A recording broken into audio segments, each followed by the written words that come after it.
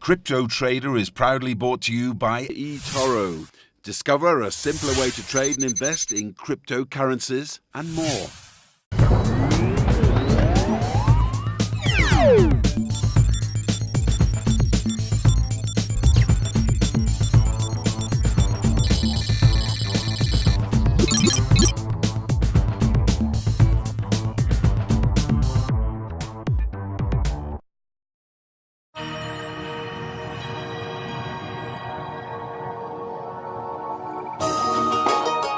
Our Crypto Trader World Tour continues this week from the island of Taiwan, home to over 25 million people and a bastion for democracy across Asia. This island broke away from mainland China communist rule and became one of the 4 Asian tigers, a hub for economic innovation. We're here for the 2018 Asia Blockchain Summit, where there's an unprecedented mix of government officials, blockchain startups, and investors. The big question this week is whether the Taiwanese government can embrace the blockchain technology and lead the way for the rest of the region to fall in line. Stay tuned.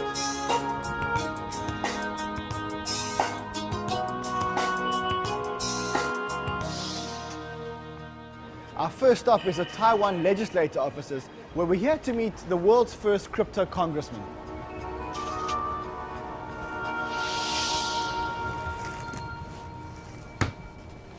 Hi, how are you? Welcome, good. I'm here for Jason. Also. Thank you very much.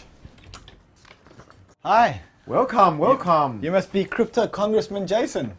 Here I am. You're pushing for favorable regulation on blockchain here. Exactly. I am pushing for legislation that is conducive for blockchain and crypto exchange. So what can we expect at the conference? We've been preparing for this Asia Blockchain Summit for the last 3 months, and we're expecting 2,500 people. That sounds really from all over the world. 120 speakers from 30 countries, and we have presented a group of local blockchain company, local heroes. So it's really truly the first global blockchain event coming out of Taipei. Let's go take a look. Let's go. So I want to show you one last thing before we leave. What are you showing me? Ray, I want to show you a crypto wall of fame. Wow. So who's the top guy? This one is Charlie Lee, the creator of Litecoin. And we have CZ Zhao from Binance. And this one is obviously the one and only Vitalik Buterin. Ray, will I have the pleasure of having you sign on this wall? It would be my honor. Here we go.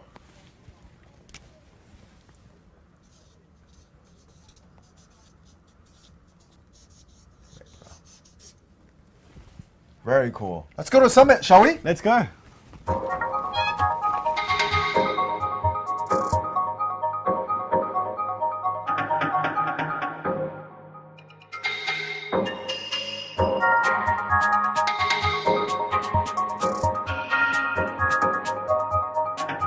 For the past 2 years, I have been working and advocating an open, progressive, and fair environment for blockchain and cryptocurrency. Therefore, in June this year, I launched Taiwan Blockchain Self-Regulatory Organization as a way to work with the government. I also launched Parliamentary Coalition for Blockchain. Taiwan can lead a breakthrough in developing itself to become a blockchain island and a crypto nation. Welcome to a wonderful future. It's a privilege to be alive and to have a front seat to the revolution of our times. Thank you very much. Here's to a great ABS. So you're a congressman here in Taiwan, and I'm a legislator and a member of parliament. and your task is to legislate crypto in Taiwan?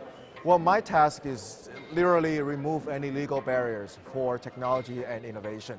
And obviously, blockchain and cryptocurrency being at the center of it. Yeah, definitely, we're trying to create progressive and friendly legislations for blockchain and crypto. Now, where do you stand today? As it stands today, what are the legislations around crypto in Taiwan? Yeah, basically, we look at crypto in a very light touch manner. So our regulators don't really regulate it, but we try to allow the industry and ecosystem to grow. And I also set up a self-regulatory organization for the startups and the companies to come together to self-regulate. It is my belief that the government and regulators must evolve as the technology evolves. So right now, we welcome ICO to Taiwan. It is my belief that we can turn Taiwan into an ICO trading hub. So self-regulation, the concept of self-regulation, you seem to believe that the concept of self-regulation could work. Yeah, basically we're looking at different models. For example, the Malta model, where it's just completely open and anyone can go and just open a bank and a segregated account and the exchange can go. We also look at the Japan model, where it's highly regulated and it's a little bit about just too strongly regulated. But Taiwan, I believe we should position ourselves as a tech hub for blockchain. As a regulator, what are the steps that you follow? Yeah, so we needed to first of all define what asset class the crypto is. Right now we treat it as a virtual commodity or virtual assets, and we also need to figure out the taxation and how to tax exchanges and the profit made off of the trading. But we also ensure the consumers' data and their security and their money with risk involved is protected. Do you believe that crypto can be a savior for Taiwan, that you could create a Silicon Valley here on this island? Yeah, absolutely. I have this notion of creating Taiwan as a blockchain island and crypto nation. Taiwan has great talent pool, great engineers, and also we have solid hardware and software integration. On the blockchain side, we will be coming out and announcing with policies that will connect blockchain to different sectors, from public governance to agriculture to medical to voting even. So I think there's a lot we can do to make that happen. Now, you've got viewers from the crypto community all around the world watching you today. If you had a message for them about Taiwan, what's your message? So what we really like to do is to put a calling out there to invite all blockchain and crypto companies to come to Taiwan to explore business opportunities. And also one more thing, I also wanted to share with the world that we are studying the possibility of issuing national Taiwan digital currency. And I think with this national digital currency, I think we'll be able to do a lot of things with it. This may become the next crypto hub. If you want more information, I'm on Twitter at CryptoManRun, and a reminder that if you are watching us on YouTube, hit the subscribe button now. Thank you very much. It's been such a pleasure having you on the show. Thank you very much. And it's great to see that legislators have such an open-minded and innovative approach. And I wish you all the best of luck in making Taiwan a crypto empire.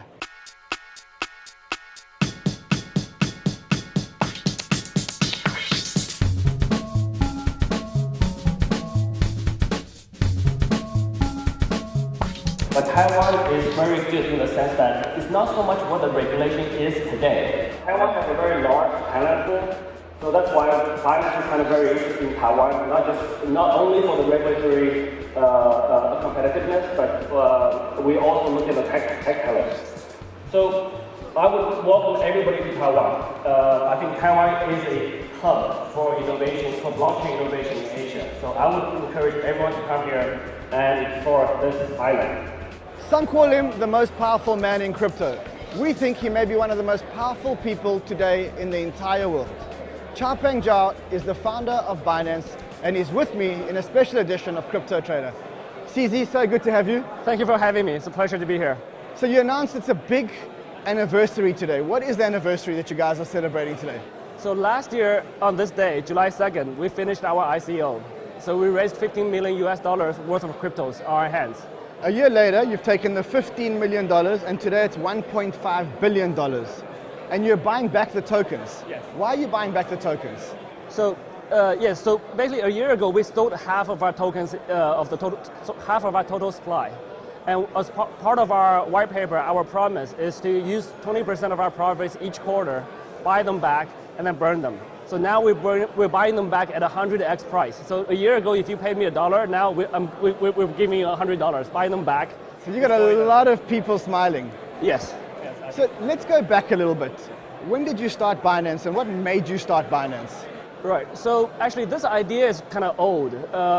Even as early as 2013, when I first learned about crypto, I thought about these two types of exchanges where you can have crypto to crypto, and that's kind of a complete island. And then you have the fiat to crypto. So in 2013, we wanted to do it, and we said too early. 2015, when I left OKCoin, I wanted to do it, but we looked at the market. At that time, Poloniex was there, but we said it was still too early. The volume is quite small. And 2017, we took a look. We said, oh, the market is pretty big. We got to do it. So it's not a new idea. We've been thinking about it for quite a while. It's just the timing of it. We decided to do it in 2017. Well, they say timing is everything, and I guess you're living proof that timing is everything. What do you think were the biggest factors in your success? Well, I think timing is a very, very big factor. I think luck is a very big factor, to be honest, for any successful people or person or company. But at the same time, I think people think of Binance as 1 year, but it's really 20 years for us. So you've been thinking about exchanges and working in exchanges, financial exchanges for the last 20 years? Me personally, yes, and more than half of my core team have been with me for 10 years, have been working with me for 10 years in the trading space. And even before Binance, for the last 2 years before Binance, we were developing trading systems, exchange systems. So we had a product ready even before Binance. So Binance is kind of new, but we had the systems ready, we had a team, and then we didn't have customer support, we didn't have marketing, but we added those two pieces as part of Binance, but quite a lot of it was done before. So we had a lot of preparation, and we worked really, really hard. And in 1 year, you became what is the biggest exchange today, and it's made you one of the most powerful people in crypto. Why do you think people came to Binance as opposed to the other exchanges? What was it about Binance that attracted everyone to Binance? So I think there's a couple of different angles. On one part is a more fundamental part, which is you got to have a good product, good service. I think our service is okay, to be honest. It's not perfect. I really want to improve it, but I think in the industry we're kind of good compared to others.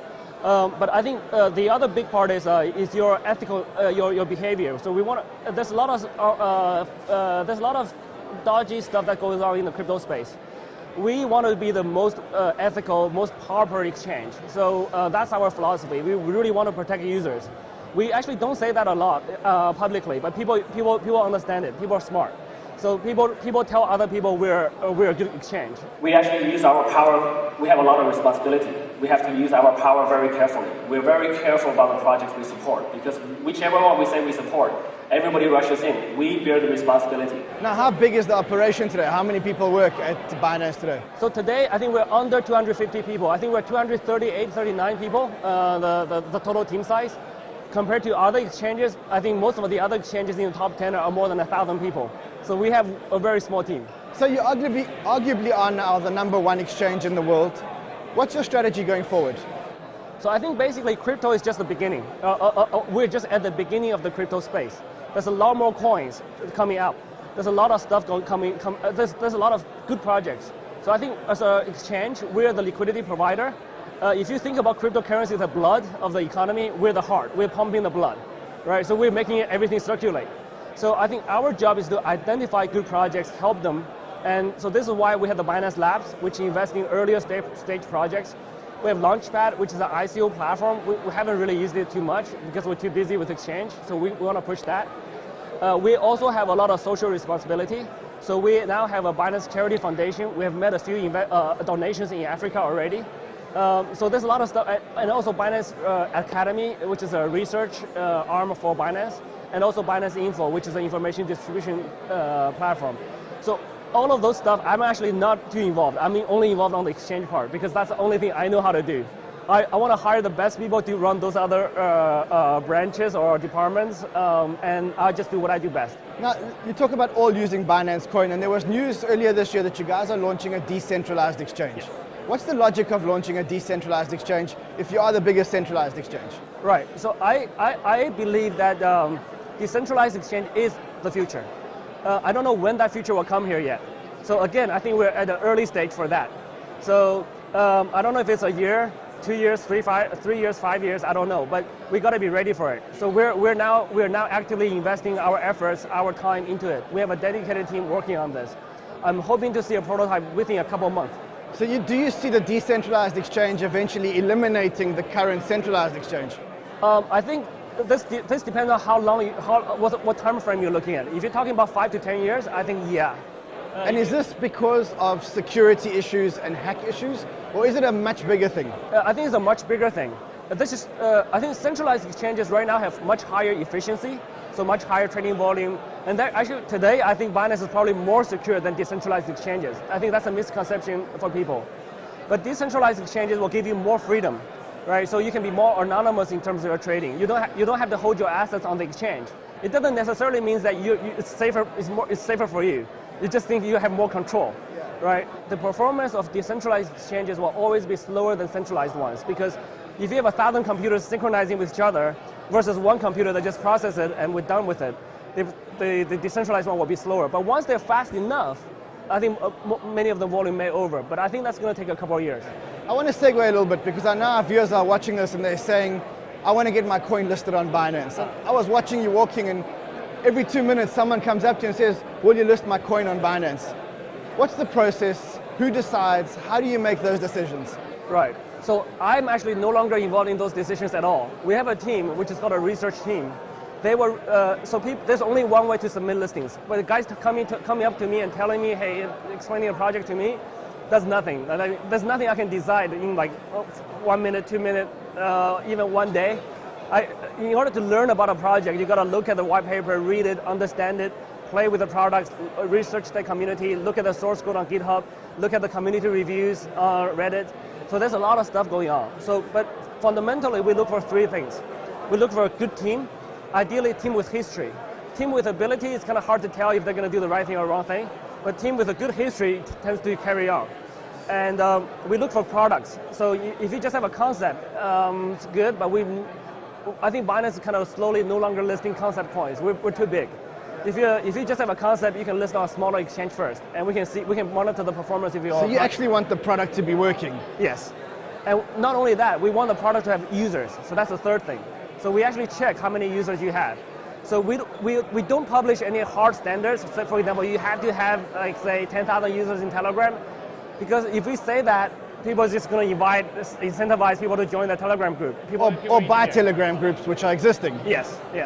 So we don't publish any hard metrics, but fundamentally, if you have a good project, we will list it, right? And we don't allow we don't have a contact person for you to talk to, because for any people come up to me and say, hey, CZ, I'll give you $20 million to list my coin. I'm like, I don't need that money, thank you. Well, that brings me to my next question. There have been allegations that exchanges charge exorbitant listing fees. We've heard in some cases that it's $5 million per trading pair. Does Binance charge listing fees? So we do, but what we do is that we don't negotiate, and we don't ask for a price.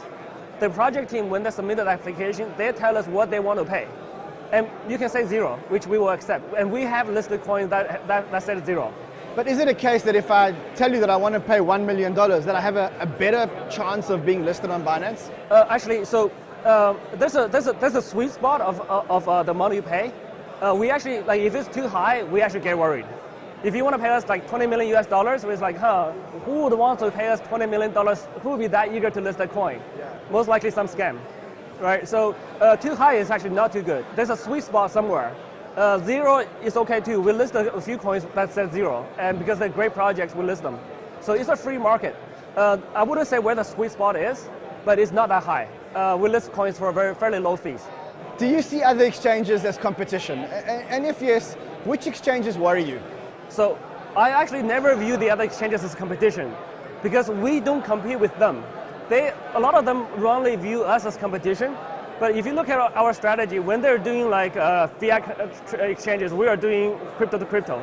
When they follow us doing crypto to crypto, we're going to Africa. So we go to Malta. I think a lot of people probably doesn't know Malta. A lot of people in the crypto space only know Malta because of us. Right? So what was the logic of going to Malta? Was it because of tax reasons, or were there bigger reasons for you guys to go to Malta? I think the reasons are very simple. We interacted with the government a couple of months before that. They were really progressive. It's the people, right? So the regulators there, even though the law is still being shaped, the regulators they understand crypto, they understand blockchain. They're good people. They're pro-business, pro-innovation. CZ, if we speak to you again in 5 years' time, what do you want to achieve? What do you want to be remembered for? So I want to be remembered as the guy who helped the world adopt crypto. So I just want to be remembered as CZ helped a little bit. Now, why is crypto so important? Why do you want to be remembered as the guy that helped the world adopt crypto? Why is crypto so important to you? it's the freedom. It's the increase in freedom. If you look at throughout human history, every time there's an increase in freedom, the world changes for the better. Yes. The mass gets better, like the freedom of slavery, the freedom of press, freedom of speech, and the freedom of knowledge, data, internet. Every time there's an increase in freedom, people's lives become better. So I think right now we're witnessing the freedom of investments, freedom of transactions, and freedom of money. So I think this will help people's lives tremendously. And I just want to help a little bit. Now we're here in Taiwan. Do you like the Taiwanese approach? Do you think that they have a chance of becoming a blockchain hub, something like a Malta? I absolutely think so. I think Taiwan moved slower than some of the other islands, but slower is not necessarily bad because we're still in the very early stages. I think Taiwan has the potential to get there. I think you can see that the regulators come to this conference, they make speeches, they welcome you to visit them, they welcome us. We went there, have a meeting with them, took a bunch of photos. We never published that because we didn't want to cause any misunderstandings. They're totally cool. So I think I'm very confident. CZ, it's been amazing to have you on Crypto Trader. Such an honor. Thank you very much. Keep up the good fight and go get the adoption. Thank you so much. Thank you very much. Thank you very much. That's CZ from Binance, and I'm sure you'll agree with me. He's a man on a mission and very, very humble indeed. What a pleasure to have him on the show. Just a reminder that if you are watching us on YouTube, now is a great time to hit the subscribe button. And if you want to follow me on Twitter, I'm at CryptoManRun.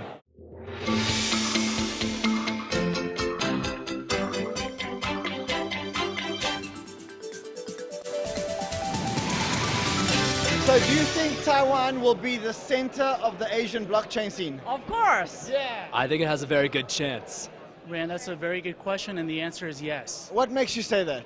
Taiwan is a very special place, and it's the heart of Asia, and we have the best engineers, and we did really well with hardware as well, so we have everything we need. The regulatory level, the government is very open. Taiwan will be one of the hubs for blockchain. I don't know if it'll be the only one.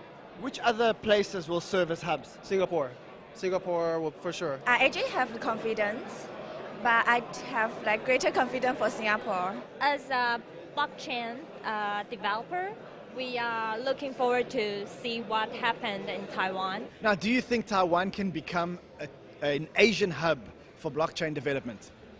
I truly believe in this. Of course, I mean, it can be a crypto haven like Malta, for example, now in Europe, right? So why not? When you compare regulations here in Taipei to regulations in the USA, what kind of feeling do you get? I think people are more open to regulations here. The U.S. still is behind on the trend. They aren't ready yet. They don't understand really what's even going on in the cryptocurrency realm. They're not as open to it yet, and they've got some time to catch up. Taiwan maybe can become the next crypto island. I think there's definitely a good potential here. I think that the developers are here, and then the government seems pretty open-minded, especially Jason leading the charge. So I'm pretty optimistic about Taiwan's future here. I mean, it's a democratic city, and it's an island, so it makes a lot of sense. And there's a really small, well-connected population here. But we haven't visited the rest of Asia yet, so it could also be Korea, which has the most active traders. It could be Japan, which has a really robust scene as well. But the politicians in this market, in this country, are trying to make it so. So I can't see why it wouldn't happen. I think that Taiwan's history as a beacon for freedom and democracy in Asia makes it very likely that a lot of really fun innovation in decentralization will take place here. Alex, what's the significance of us being here in Taiwan talking crypto and blockchain? Well, for me, Taiwan is a leader, not for any particular economic reason, but because it's a free country. It's a beacon of democracy in a region beset by authoritarianism and corruption. And what we've seen with the Taiwanese leadership is they've determined that there's a beauty in distributing power, in creating a system where where one person doesn't own the country. They have a democracy here with a free press, with an independent judiciary, with an independent legislature, and that's a beautiful thing. So when we look at computer science, not just political science, but we look at computer science, we look at Bitcoin, and we look at something that has started this entire cryptocurrency craze, but really at its roots is something that no one person owns, and that it is distributed, and that it is almost democratic. It's got a lot of similarities with Taiwan. Now, what's happening on the other side of the border in China? Horror stories of the government creating scores. Tell me the story. Yeah, well, in the same way that in Taiwan there are checks and balances against what the government can do to you because it's a democracy, in China there are no checks and balances, right? So what the government has been able to do is use a mixture of big data and machine learning to create technological solutions to crush dissent. So they're sucking up everything that you own, all of your data, all of your conversations, all your behavior into a giant surveillance cloud, and then they're turning you into a number. It's called a social citizen score. Essentially, by 2020, they want to control every citizen and have that person be tracked on a number. Is this official? I mean, is the Chinese government, have they announced that this is what they're doing in the background? Yeah, so in 2014, they actually came out with a public plan that said by 2020, we want to have everybody under total control. Some people are ranged between 350 and 950, other people all start at 1,000. But what it ends up being is that people who criticize the government get low scores and can't get basic services and goods, and good citizens, top citizens, get extra perks and bonuses. So in that context, why is cryptocurrency so exciting? So it's not just your data that the Chinese government is sucking up. It wants to control your money, right? So today you do that with a WeChat scanner, with a QR code. The government can see every single thing that you do, right? So the idea of Bitcoin coming into play and other cryptocurrencies that are decentralized, and the fact that these systems can't be controlled by the government, and some of them can even be hidden from the government, is very powerful stuff. Let's talk about Venezuela for a second. There's a little bit of a war going on in Venezuela. What's going on? Well, I like to call it the world's first crypto war, and unfortunately I think you're going to see it spread. I mean, what's happening is that in Venezuela, the currency has been destroyed by hyperinflation, by a government that has extremely bad economic policy. Okay, so what people started to do in Venezuela was store their value in Bitcoin. Now, what the government decided to do was they were cut off by sanctions, and they're starting to get cut off from the world because of their atrocious behavior that they show towards their citizens. So they decided to launch an ICO, a national ICO called the Petro, and China and Russia bankrolled that ICO. So they raised several $100 million for the Petro. So you've got a government trying to survive through a centralized cryptocurrency, and you've got the people trying to store their value in a decentralized one. And this is sort of the world's first crypto war. And who's going to win? Well, I hope the people will win, but that really depends on the kind of people at this conference. So the people who are developing blockchain and cryptocurrency, I think more of them should be spent on developing Bitcoin itself and scaling Bitcoin itself, because there's so many people out there using Bitcoin where it's kind of a life and death scenario. I mean, you live in Venezuela, and 5 years ago, you either kept your bolivars and now have nothing, or you bought Bitcoin and now you can feed your family. It's a big deal. So I would love to see people scale this and figure out how to get Bitcoin and its different variants into the hands of more people. Alex, thank you very much. You are a trading master. You see trading opportunities where others see coincidences. Charts and patterns are everywhere. You can run with the bulls or be at one with the bears. So don't waste another pip and take your talents to eToro. See why so many top traders choose us as their main trading platform. Start trading on eToro today.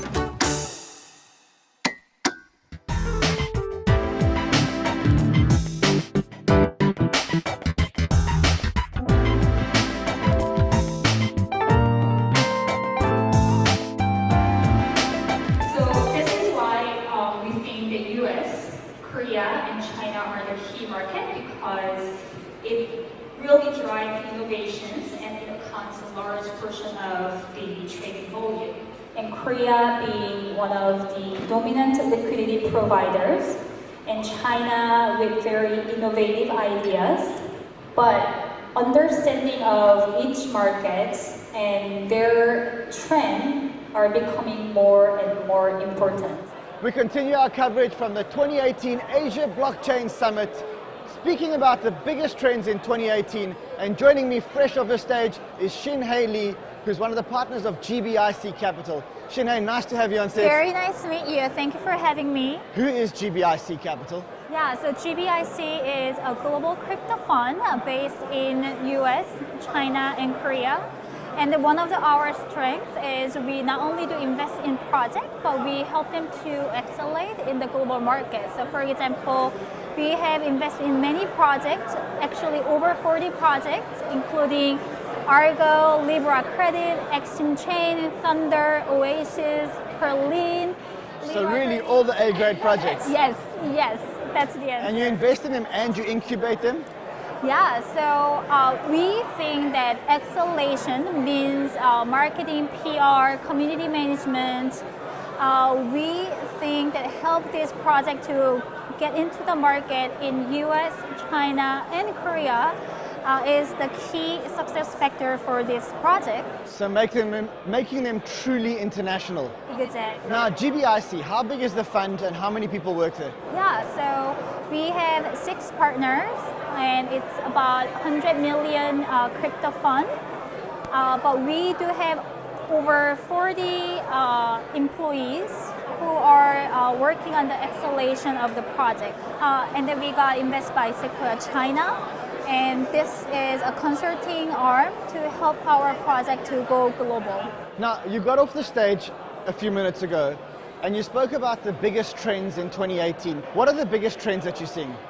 Yeah, so I think every market, each region is playing its own important role in this crypto market. So for example, about 35% of the funded blockchain projects are based in the United States. And we also see another trend of traditional VCs in Silicon Valley are trying to get into the crypto. So I spent last 7 years in Silicon Valley. I know that at least 7 or 8 out of 10 traditional VCs are trying to get into this space. People like Sequoia, Andreessen Horowitz, Union Square Ventures, and etc. They've seen the light and they're coming to crypto. Now, are they investing themselves or are they investing into funds? So there are 3 different ways that they are trying to expose to the crypto market. Number 1 is they are trying to change their LP agreement so that they can do the token investment with their existing fund. The second way is they are trying to build their own crypto fund under their name. Number 3 is they are investing in the crypto fund. For example, Andreessen Horowitz invests in Polychain so that they can have the secondary exposure to the market. And another trend is reverse ICO. And that's coming out of Korea. Korea is leading the reverse ICO space. Yeah. Now, for some of our viewers who are watching this and saying, what the hell is a reverse ICO? What is a reverse ICO? For example, Libra Credit is a lending platform on top of blockchain, but it's coming from about 200 persons fintech startup based in China called Mo9, and they are integrating blockchain technology with their lending platform. So it's an existing business and they're now putting on a blockchain level, and they call that a reverse ICO. Now, you've been around the whole world, you've seen trends around the whole world. I'm going to put you on the spot here. Okay. Your 3 favorite projects today, who are they?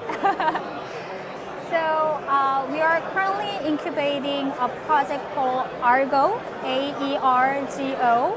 And this is the public blockchain from leveraging the technology from a company called Blocko. And Blocko is #1 private blockchain company based in Korea, have over 70% market share. They have served big names like Samsung and Shinhan Financial Institution and etc. in Korea. So that's Argo, that's your #1. Yes. Your #2? My #2 is Libra Credit. I'm very excited because again, the team is very strong. They are coming from the traditional finance background.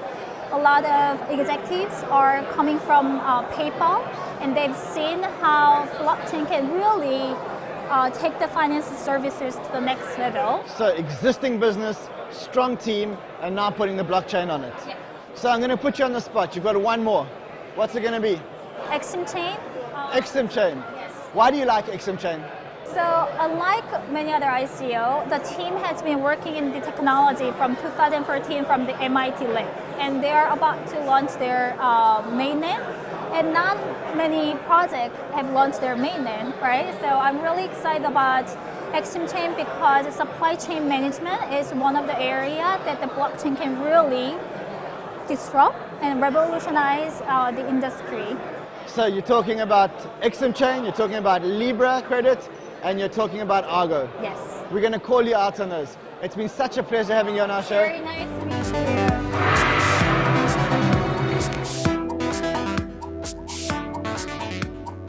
And last but not least, let me introduce all of the co-founders and CEO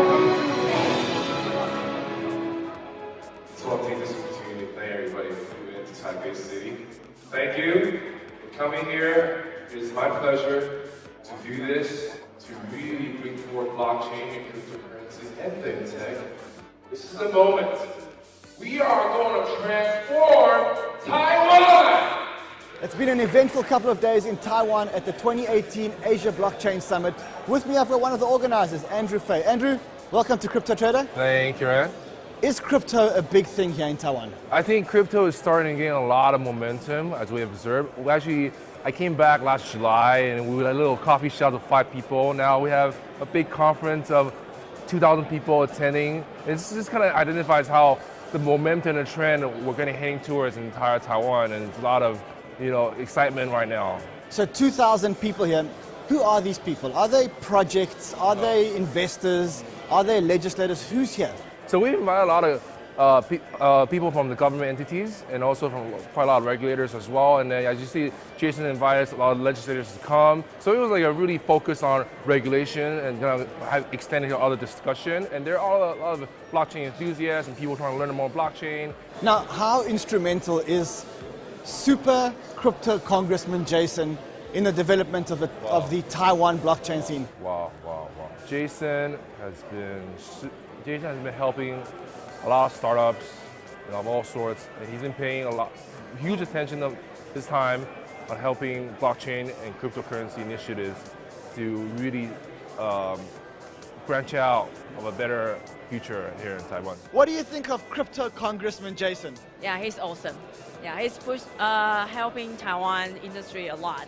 We admire his courage. He's a superstar. I think he's gonna help Taiwan to have a very big progress in blockchain technology. I'm from the US, we don't have anyone like him there. Yeah, I think he's awesome. And the fact that a politician is so outspoken and willing to be publicly speaking about this issue, I think it will go down in history. I'm a huge fan. I see so few people in legislation who have the ability and the courage to sort of take this very positive stance.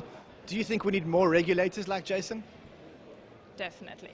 I wish Crypto Congressman Jason was actually a congressman in America. His stance on crypto should be globally accepted.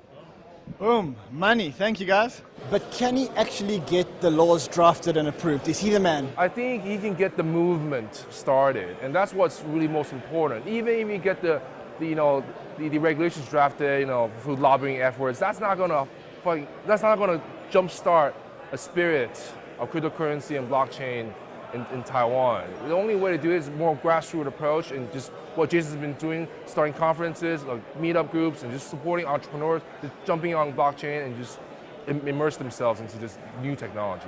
So, Crypto Taiwan, if we were to take a drive in the city, where would we go? What would we see? I think the first place you're going to see will be Jason Shu's office at the parliament, and then you'll kind of get a feel about all the people he's been in touch with. Vitalik visited the office, CZ visited the office, and Charlie Lee visited the office. It symbolizes the starting point of Taiwan in terms of blockchain. So our guide here, Andrew, is going to take us on an exclusive tour of Crypto Taiwan.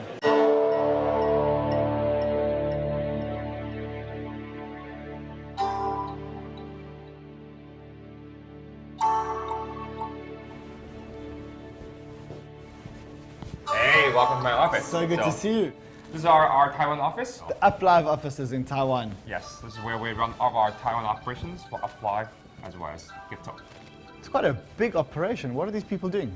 So they're responsible for our entire Taiwan market for UpLive and Gifto. So broadcast management, marketing operations, so on and so forth. So for example, here we are. We have broadcasters live at all times across the week. So we're monitoring, watching, and always improving our experience over here. So he's monitoring a broadcaster now? Yeah, managing, talking with them. And of course, as part of Gifto, we're creating our first local Taiwan media channel for crypto. It's called Crypto Girls, and she's educating our users about crypto. In Chinese, of course. What an impressive operation. Thank you. Let's go through to the studio. Sounds good. We actually film our weekly live video show. So you got a real studio going on here. Yes, we are a video company. Probably better than my studio. Andy, I must tell you, it's very rare for me to have a token on my show more than once. And we last spoke to you when you did the Gifto ICO a while back. But after watching you speak at the conference, We have to get you back on again. Well, thank you so much for having me again. So, just for our viewers who don't know what Gifto is, take us back to the story Yes. of how Gifto came about. So Gifto is actually a unique project, and our main product, as you can see around us, is UpLive. It's one of the largest and fast-growing live streaming apps around the world. About 40 million users by now. So when you say a live streaming app, you mean that I can take the phone, put it in front of me, and stream, basically? You can stream, just like the old days when we had Periscope, Meerkat, remember that?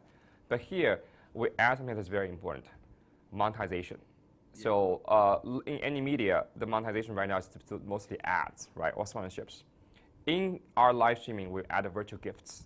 So if you're live streaming, right, someone can send you a virtual helicopter, or virtual car, or virtual houses that cost real money as appreciation for your content, right then and there. And you can interact with them at the same time as well. So it's a dual process, so it's a dual way of sending appreciation at the same time helping to monetize. Gifto protocol is based on our successful experience running our flagship product, UpLive.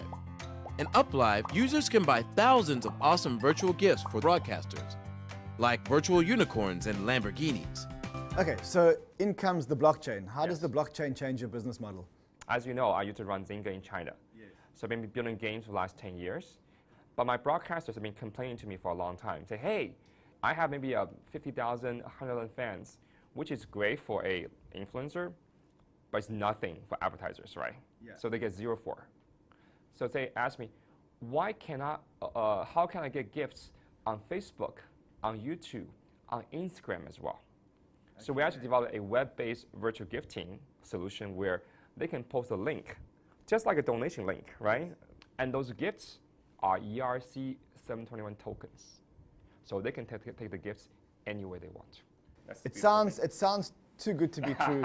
Yes. And last night when we went to the Gifto party, that's right, yes. We saw these people just broadcasting. That's it was incredible. Yes. And I was watching this, and they were getting gifts, and they were getting gifts, and they were getting gifts. Yes. Now, those broadcasters, how much money can they make?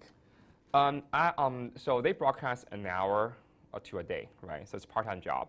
The best broadcast can make up to $50,000 a month. $50,000 a month? Yes. I want to see how it works. As you can see, we have thousands of broadcasters streaming live as we speak. So let's take one of them. These channels are all live? All live. So we can switch over to any channel possible. So this is one of our broadcasters. Do you mind if I send her a gift? Absolutely, yes.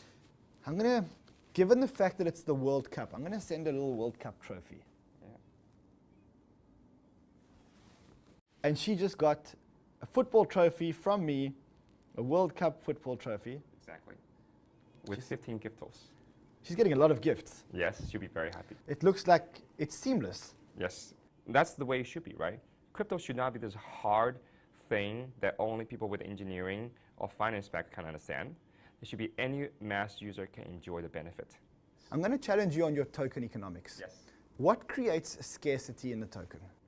Token is very simple, right? If you actually watch this concept measures that was burning, staking, so on and so forth for normal tokens, yes. For us, you will never ever be able to use exactly all your token to buy virtual items, right? So you'll always have some in your wallet. It's in the game space called a residual balance. I have 1 million users, that's 50 million tokens that will never circulate. Wow. Natural holding. Sounds amazing. What happens next? So we've actually have just announced that our first crypto game on Telegram. Show me the Telegram game. Okay, so as you know, blockchain games started last year in December with CryptoKitties, right? Yes. Right now they're all playable on PC, but what do we do with most of our time? We're on mobile. And let's launch it. It's called Giftomon. So as you can see, the game is fully playable within a Telegram. And you can play with your friends and have all your monsters, your items, everything on-chain as well. Is Telegram gaming a new thing? I think it's fairly new. We're starting up. I think it'll be huge. Because remember, I used to work at Zynga. Yeah. Zynga made huge games on Facebook before. I see Telegram has the same potential as Facebook back in the day. Isn't that the holy grail of using crypto without actually knowing that it's crypto?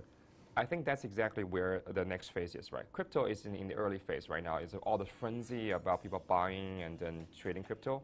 But we're actually going to get put into real use by mass users who don't understand blockchain and technology. They just need to enjoy the benefits of it. And we enlarge the pie for everyone. Andy sounds absolutely amazing. Yeah. Thank you. It's always good to speak to you, my friend, and we'll chat to you again soon. Thank you so much. Thank you for coming, Thank Crypto Trader.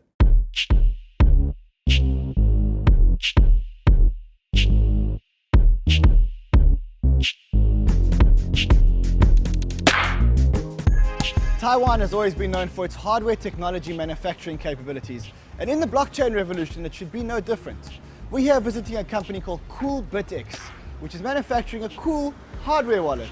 Let's go take a look.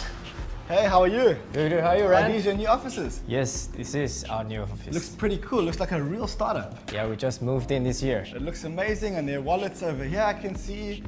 What's that? It's a wrapping machine. Oh, it's a packaging machine. Yep. Yeah, it looks impressive, man. Glad you like it. It really is a very impressive operation. We keep everything cool. Are we going to sit here? Yes, we're going to sit here. Awesome. This is our marketing manager, Tom. Hey, Tom. Nice to meet you. And that's our security officer, Coffee. Hello, Coffee. Hello, Coffee. She's very shy. Oh, she likes you. Good. The chief security officer. She knows you're a good guy. She let you in. So there are quite a few people here. What's everyone doing? So most of the people here, they are our engineering team. And people here is our marketing team. This is the engineering team who's designing the product. Yes, they are. And these guys are getting the product out into the market. Exactly. So big engineering team. A lot of engineers go into a hardware wallet. Exactly. Our core value is the engineering. So we keep a lot of people working on that. Wow, very impressive. So Michael, show me what all the fuss is about. Show me how this wallet actually works. Okay, so this is the wallet we create. We call it Wallet S. And the very different thing about it, comparing with all other hardware wallet, is it's a credit card size and it's Bluetooth enabled device, so it works with both iOS and Android.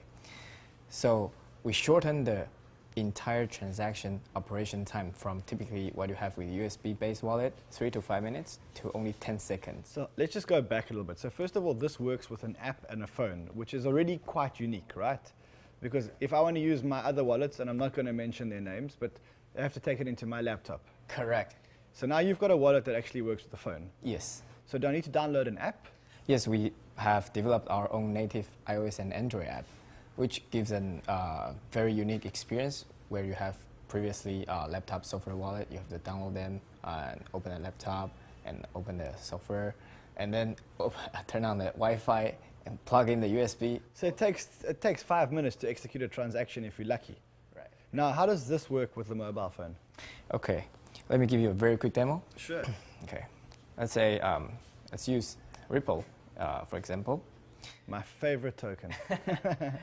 Okay, first you open the CoolBitX app, and then copy an address, and then paste the address you're sending to, and choose the address you're sending from. Let's say we got to send in 1 Ripple, and then turn on the Wallet S card. Then press next.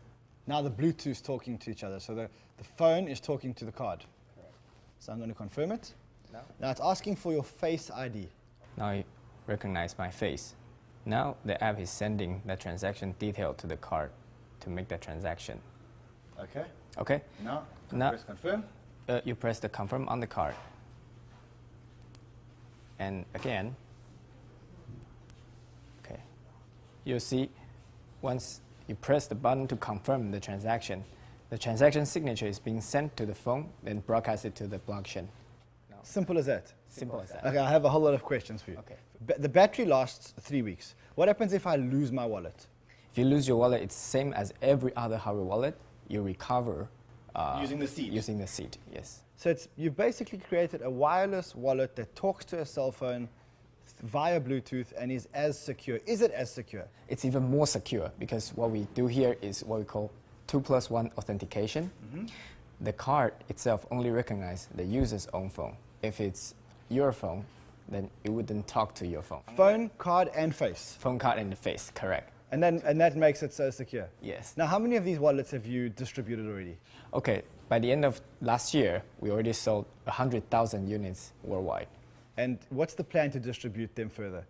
Okay, by the end of next year, we're going to distribute 2 million of the cards. Okay, you're talking big numbers here. What partnerships are you talking about? Okay, we are partnering with, for example, SBI Holdings. They are actually the Japanese biggest financial groups with 3 million high net worth individuals trading daily. They're going to shift those customers towards crypto using our cards. What other partnerships are you talking about?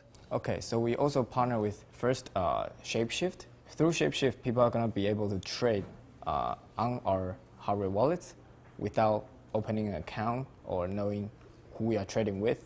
Yeah, because it's a decentralized exchange. Yeah, correct.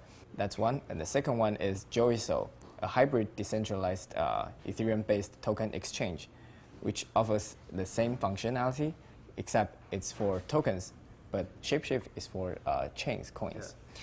And another integration is with MetaCert. So using MetaCert, you can actually alert someone before they send the tokens that they're sending it to a fraudulent address. Correct. Now, you mentioned something to me earlier on. You mentioned about peer-to-peer trading without an exchange, just using the hardware wallet. How does that work? Okay, so by integrating with Joiso, we essentially enable people trading from one hardware wallet to another hardware wallet without knowing each other and without having to open an account or making a deposit to a third party. That's a lot of risk involved. Sure. So you're enabling